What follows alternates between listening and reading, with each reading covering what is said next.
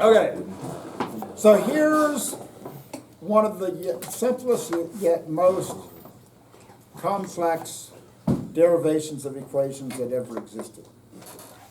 And this was known as the Broglie equations for wavelength. So, and again, in the timeline of how this has been done. So, de Broglie was a prince in the French aristocracy, which means he really didn't have a job. And but he survived the French Revolution, so that was good. So, de Broglie did his work, and this is important in terms of timing. So he did his work after kind of the quantum mechanic revolution, in terms of like Planck's equations, E equals hf. Einstein had published his theory on relativity and special relativity. And out of that came the equation E equals mc squared. And so basically de Broglie sits there and he starts playing with these equations and doing some interchanging. So here's like the three basic equations. You've got momentum equals mass times velocity. Okay, your standard basic momentum equation. Momentum equals mv. You have Einstein's equation that E equals mc squared. And then you have Planck's equation, E equals hc over lambda, or E equals hf. So he goes, let's do a little bit of substitution. So he took Einstein's equation and substituted and solved that for mass. And then he plugged that into this equation. He goes, okay, momentum equals mass, but he put that as E over speed of light squared times velocity. Cool. Okay? Nothing earth-shattering at this point. Then it says, okay, well, V is just a velocity. Okay, right? Just a velocity. C is just a very, very special velocity. So then he says, okay, well, E equals hc over lambda. So the next thing he does, he comes in here and goes, okay, well, that's hc over lambda divided by c squared times v, right? That's all he did. Okay, and all of this is still equal to momentum. So what's going to happen to one of the c's? He gets canceled out. Yeah, so I want to cancel out one of the c's, right? Because we have hc over lambda and we're dividing that by c squared. So then what you're left with is hc, or h over lambda over c, so then times v. So then you can take this c and flip that up there. So then you get hc over lambda equals your momentum. Now, so, no, I lost the velocity. Okay. I know, I lost the velocity. Yeah. So, V over lambda c. yeah, v over lambda c. Hold on. Give me a second. Oh, yeah, C is velocity. It is velocity. Oh, that's what I screwed up. I put a E C. equals H over MC. I should have put a C in here right from the beginning as that velocity. That cancels out one of those. And then, so I should have put a C in for that velocity right from the get-go. So then what's going to happen then is that's going to cancel that out. And then that's hc. There's a C down there. Those cancel out. What you're left with is momentum equals h over lambda. Okay? I should have done that substitution right from the get-go. So then out of this, if you solve for this, you get lambda equals h over momentum, and that's h over mv, because that's momentum. Now, so in terms of an earth-shattering equation, it doesn't look like it would be that big a deal. And in real life, it doesn't make that much difference. And I'll show you why. So if you look at this equation, and let's say that I'm going to take this golf ball, and I'm going to throw it to Kevin. Okay, you ready? All right. So did that golf ball have some momentum? Yeah. Okay. So if I take Planck's constant, which is 6.626, times 10 to the negative 34th joule seconds. And let's say that the mass of the ball was 0.05 kilograms. And let's say that was traveling at, say, 10 meters per second. You're going to get a wavelength, okay? Now, do you think that's going to be a very big number? No. No, okay? So, but what's revolutionary about this idea is that mathematically you can determine a value. So if you want to make this wavelength somewhat relevant, what would you have to have for the mass? Really, really small numbers or really, really big numbers? Small numbers. Maybe like electrons. Okay? So if you plug in the mass of an electron, what's the mass of an electron? 9.11 e to the negative 31st. 9.11 times, 10 to the negative 31st. okay? And this is 10 to the negative 34th. Now, if you deal with an electron, now that becomes relevant. Because now you have wavelengths that are not like 10 to the negative 30th, okay? So now you have relatively, for wavelengths, relatively large wavelengths if you have an electron. Now, here's the story. If you want a big wavelength, do you want the electron moving slow or do you want the electron moving fast? Slow. Slow. Because the slower the electron is, the bigger the wavelength is going to be. So the equation, deriving the equation wasn't the tricky part. That is not what got Broglie the Nobel Prize in Physics. The Nobel Prize in Physics was not done by something you could work out on a napkin, okay? What he won his Nobel Prize for was finding a way to actually measure the wavelengths of the electrons, okay? They shot them through a crystal like an X-ray, called X-ray photography. They shot the electrons through there, and they had a certain wavelength coming out. That's what he won the Nobel Prize for, was actually verifying the equation. But now, this is where this literally goes full circle. So he goes, okay, electrons should travel in a wave-like pattern, which is counterintuitive. You know, like if I, when you throw something, you don't see it travel in a wave, which would be really weird. It's like I throw it to Kevin and we start to see the ball do this, okay?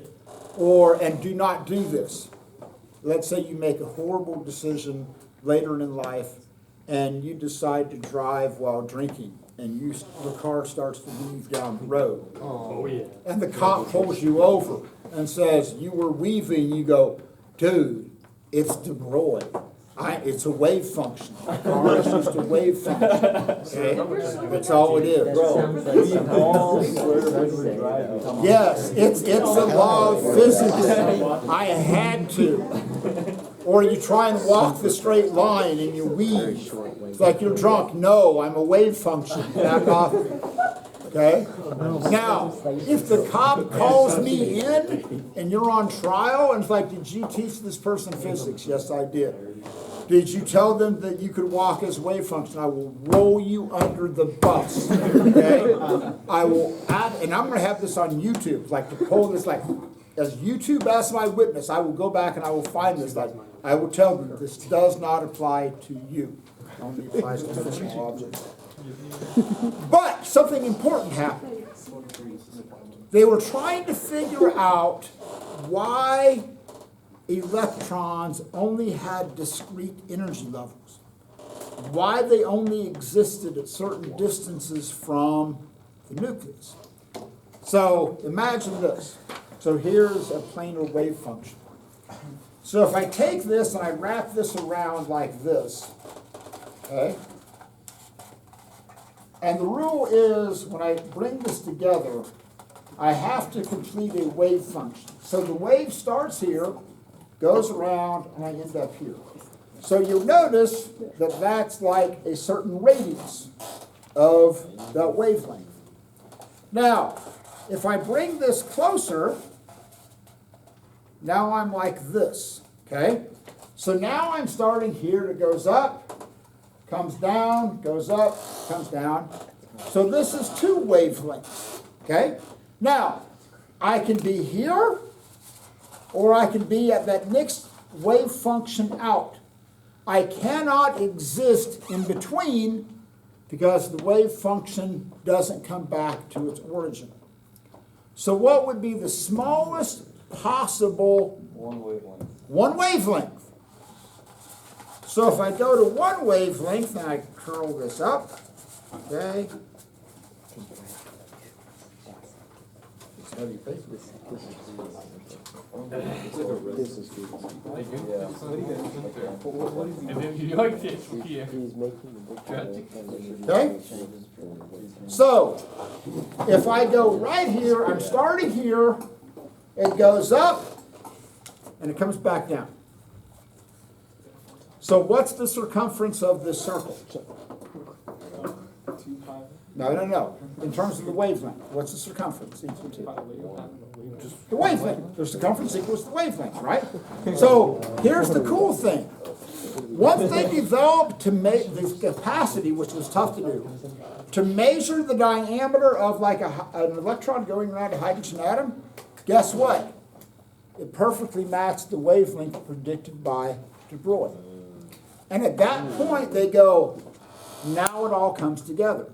Electrons can only exist at certain energy levels because they have to have a complete wave function. And that's why they can be here, and they can be at the next level out, and they can be at the next level out. Because those wave functions, because electrons are traveling as wave functions, have to complete a certain physical limitation of that. And now they go, oh yeah. Now it all comes together. Now that explains the atomic spectrum of light. Oh, great. We only get certain characteristics of light. Austin?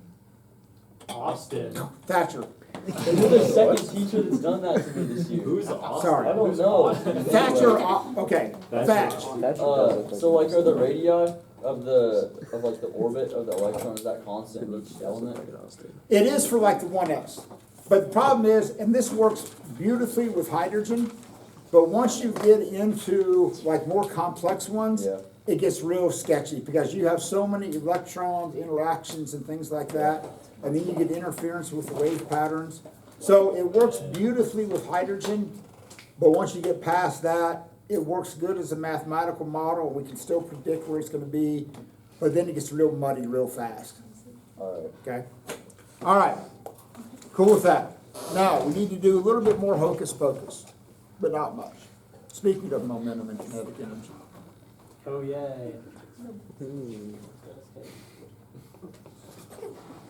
That's gonna be California. Cohen's idea for just left the screen. No, you're not. Okay?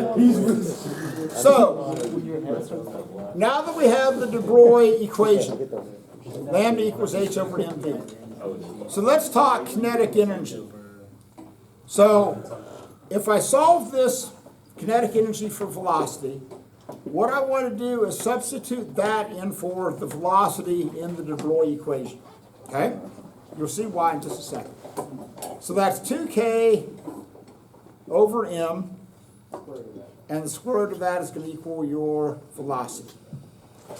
So that becomes lambda equals h over m times the square root of 2k over m, right? Now, can I do this? No. It's a harsh crowd, man. So can I write this as h over m over the square root of m times the square root of 2k? If you want that. Technically. I'm not sure. I could? Like mathematics.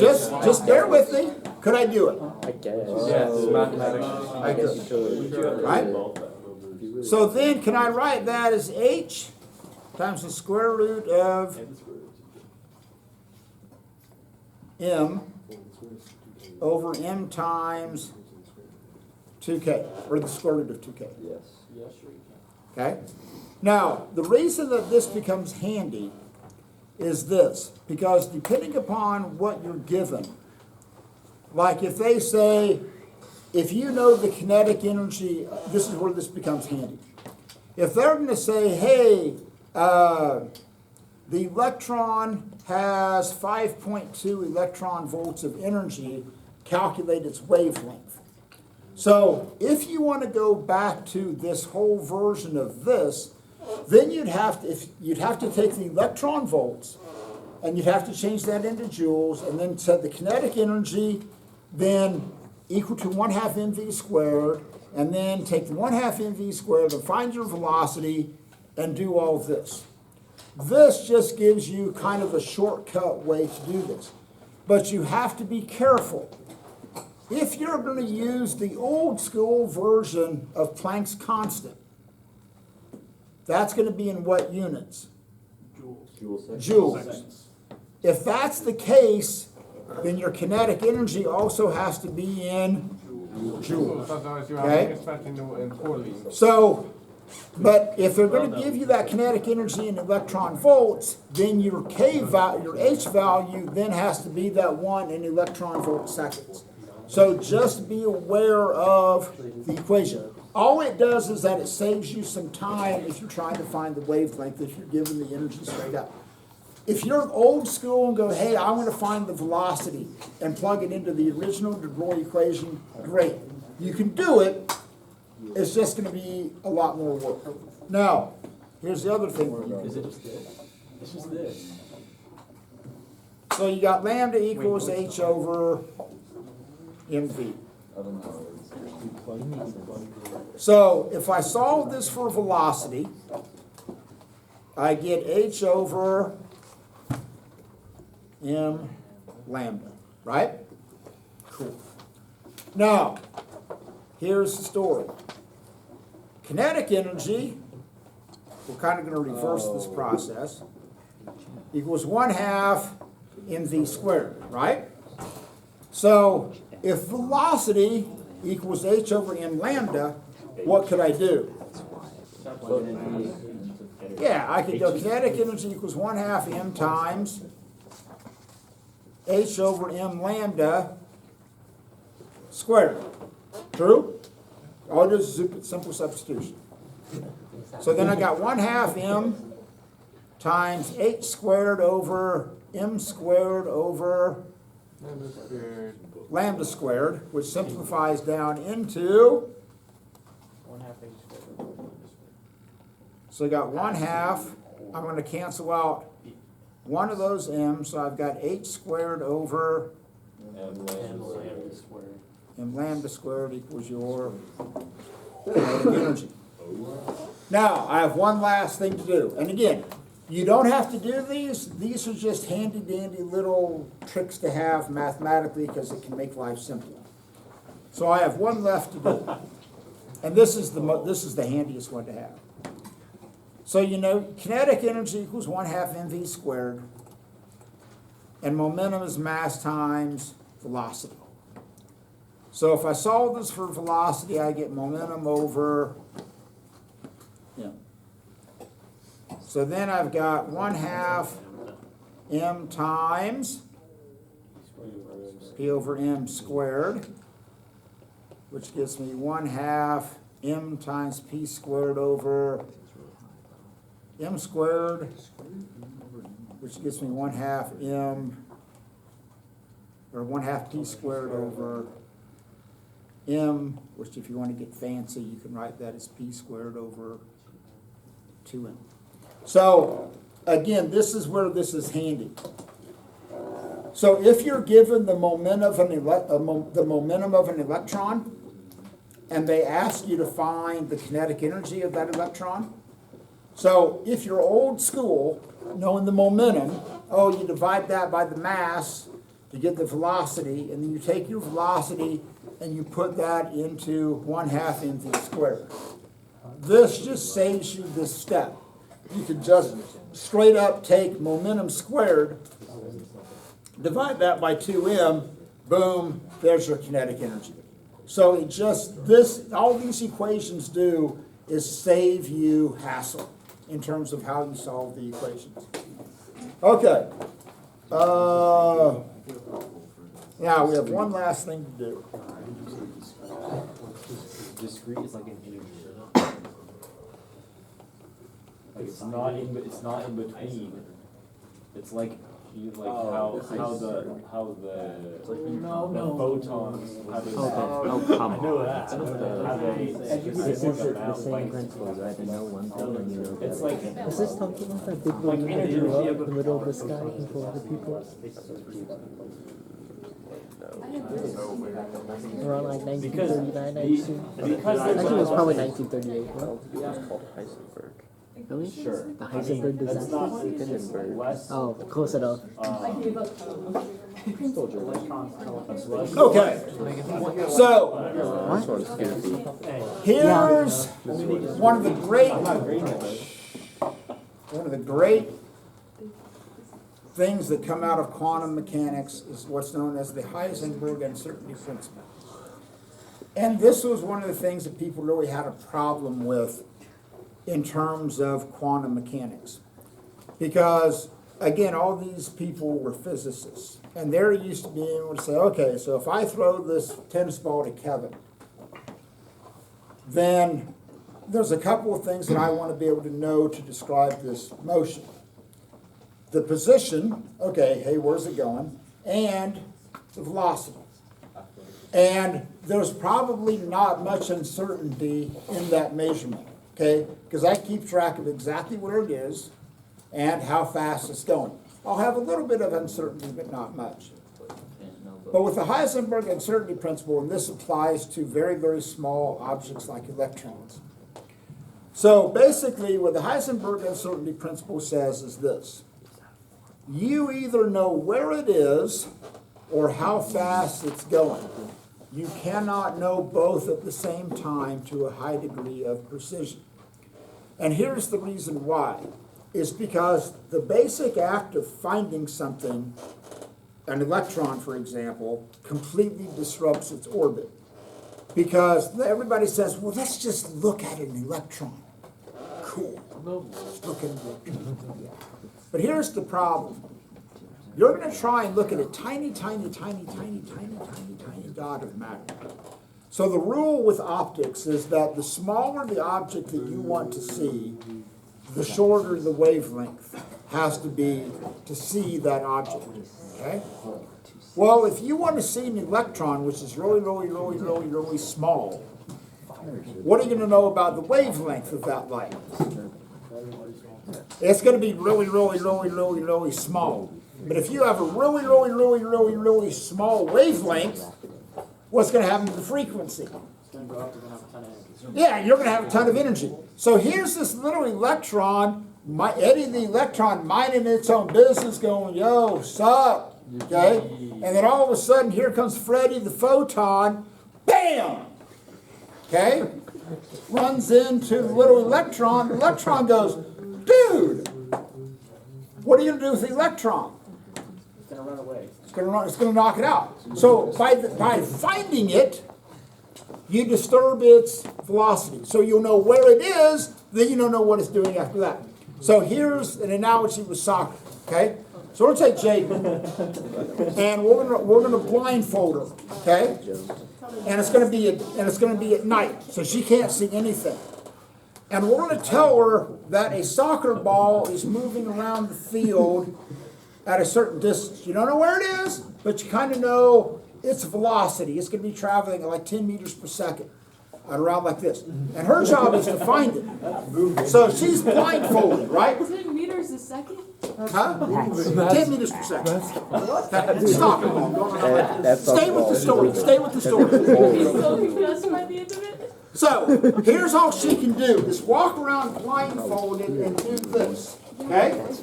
Now, at some point, she's gonna kick the soccer ball, okay? Now, at that point, what will she know? Where it is. Oh, it was right here. But then what? I don't know where it's at. So by the act of finding it, you narrow down the position. But then, what do you not know? How fast it's going. Okay? So by the act of making the observation, you lose the knowledge about its velocity. So that's why you can only know one or the other. Okay. Let's see. That's done. That's done. That's done. Okay. So this assignment is shorter than last night's. Okay. I don't. Is there less What do you mean? Yeah. It's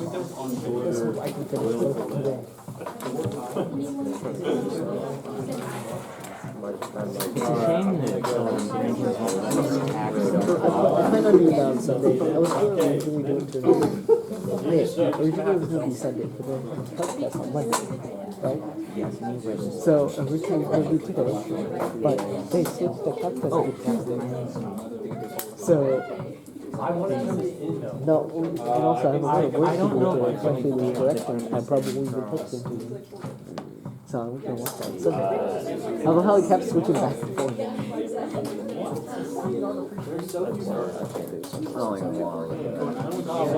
You don't work with the special.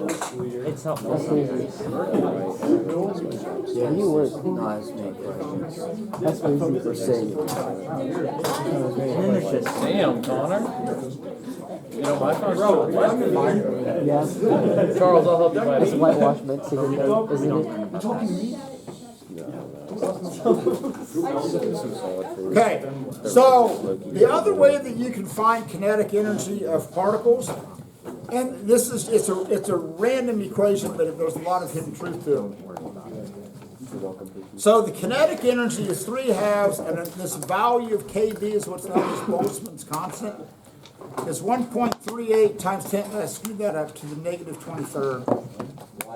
10 times 10 to the negative. I screwed that up. Well, no. Rewrite that one station. I'll just start over.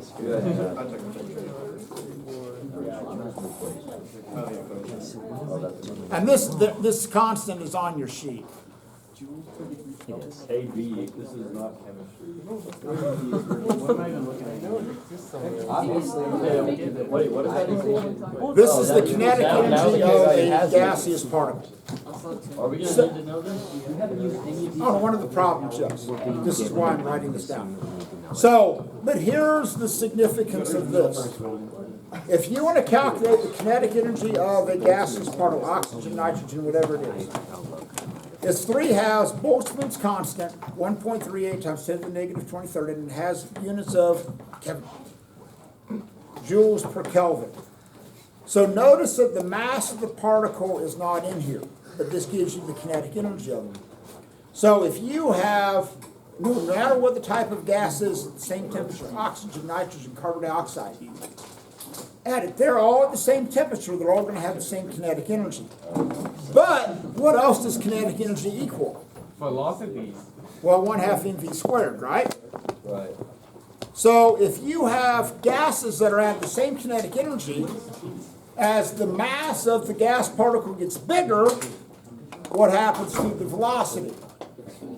It has to get smaller, okay? So if they have the same kinetic energy, the more massive particles are moving slower. You need that on one of the questions. So, anyway, I'm done. Now you're on your own.